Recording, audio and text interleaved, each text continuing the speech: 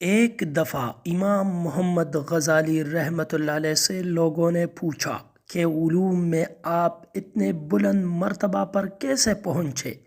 انہوں نے فرمایا کہ جو کچھ میں نہیں جانتا تھا اس کے پوچھنے میں نے ذلت نہ سمجھی۔ ایک بڈھے سے لوگوں نے کہا کہ تو شادی کیوں نہیں کر لیتا؟ اس نے کہا کہ بوڑھی عورتوں سے مجھے الفت نہیں ہے، اس لیے کسی بڑھیا سے شادی کرنے کو میرا جی نہیں چاہتا۔ اسی طرح کوئی جوان عورت مجھ بڈھے سے شادی کرنا کیسے پسند کرے گی؟ ایک چور نے ایک بھکاری سے کہا، تجھے شرم نہیں آتی کہ ایک جو چاندی کے لیے ہر رذیل اور کمینے کے سامنے ہاتھ پھیلاتا ہے؟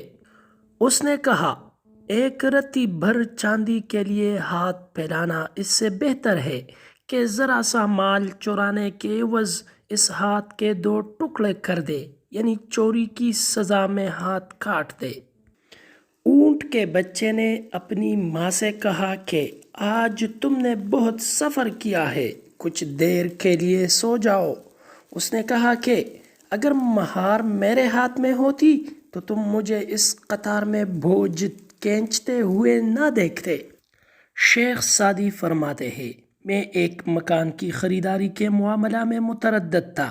ایک یہودی نے کہا کہ خرید لو، میں اس کے قریب ہی رہتا ہوں اور جانتا ہوں کہ اس میں کوئی عیب نہیں ہے۔ میں نے کہا، سوائے اس عیب کے کہ تو میرا پڑوسی ہوگا۔ فرماتے ہیں، جس گھر کا تجھ جیسا ہمسایہ ہے وہ کھوٹی چاندی کے 10 درہموں سے بھی سستا ہے۔